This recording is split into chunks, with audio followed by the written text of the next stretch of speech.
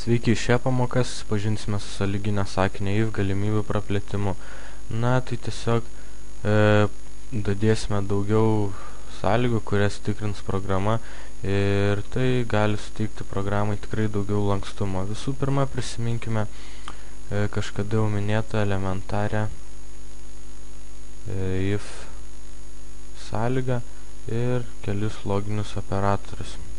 Visų pirma, susikūrėme kintamą integer tipo amžius, prisiskiriame bet kokią reikšmę, tuomet rašome sąlygą if amžius daugiau lygu už 18, tuomet programa spausdina system.out.println, jūs esate pilnametis.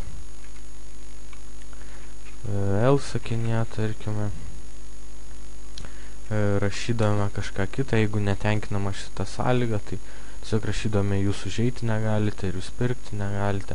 Bet šiuo atveju norėčiau parodyti, kaip galima praplėsti sąlygą ir tiesiog jeigu netenkina šitos sąlygos, tačiau gal ten kokiam vaikui yra 15 ar 16 metų ir jis fejerverkus gali pirkti. Na ir tiesiog suteikime programai lankstumo, dar rašydami dar vieną sąlygą. If amžius daugiau lygu 14 and rašoma and ženklą, kadangi norime įskaityti abiejus intervalo galus. Ta prasme, parinkti intervalą nuo 14 iki 18. Na ir šiuo atveju galime išspausdinti paprastą sakinį system.out.println. Jūs galite pirkti fejerverkus. Na, čia tiesiog pavyzdys, į tą tekstą galite nekreipti dėmesio. Tiesiog parodžiau, kaip dadėti dar vieną sąlygą ir suteikti programai lankstumą. Tačiau visų tų programos blokų rašymas ir taip toliau užima gan daug laiko, todėl yra paprastesnis būdas dadėti dar vieną sąlygą. Tiesiog prie pat žodelio if, prie pat žodelio else prirašoma žodelis if ir tuomet galima iš karto rašyti sąlygą. Na ir šiuo atveju vėl veskime tą pačią sąlygą, jeigu amžius daugiau lygu 14 ir amžius mažiau už 18, tiesiog spausdiname system.out.println. Jūs galite pirkti fejerverkus. Nu, nesvarbu, ką čia parašiau, turbūt esmę vis tiek supratote. Na ir galima dadėti dar vieną sąlygą, else if amžius daugiau už 50, tarkime amžius mažiau už 80, tuomet spausdiname, kad ir system out.println jūs gaunate pensiją.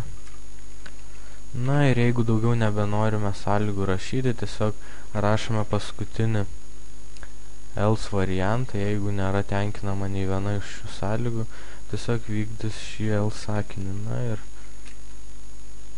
galime parinkti system.out.println. Neturiu apie jūs ką pasakyti. Na ir dabar tiesiog išbandome programą, gal kiek bus aiškiau ir dar pakomentuosiu. Na ir štai mums rašo, jūs galite pirkti fejerverkus. Taip yra todėl, kad amžius reikšmę priskyrėme 15. Ir štai atėjusi programa į šią sąlygą tiesiog tikrina, jeigu amžius daugiau arba lygu 18. Ne, amžius nėra daugiau arba lygu 18. Todėl automatiškai eina į else if ir tuomet tikrina amžius, jeigu amžius daugiau lygu arba 14 ir amžius mažiau už 18, tuomet spausdinamas System Out Printline jūs galite pirkti fejerverkus.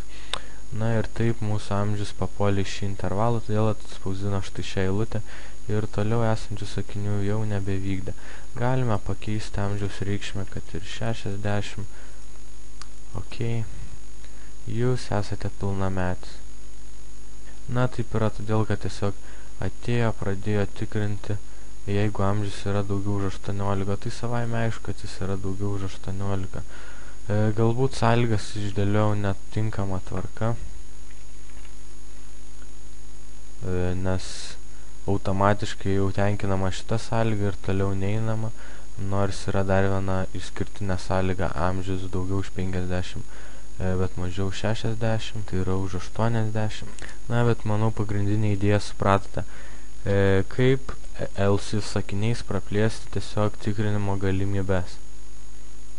Ir tai bus tikrai geras talkininkas ateityje, kada rašysite sunkesnės programas. Tiesiog dabar patarčiau patiem pasipraktikuoti, pakeičiant reikšmes, kintamosius, galbūt dar reikėtų prisiminti visus loginius operatorius and ir or. Na, tai tiek šioje pamokoje, jeigu kilo kokių neaiškumų, klauskite, rašykite, mielai atsakysiu ir iki susitikimo kitose pamokose.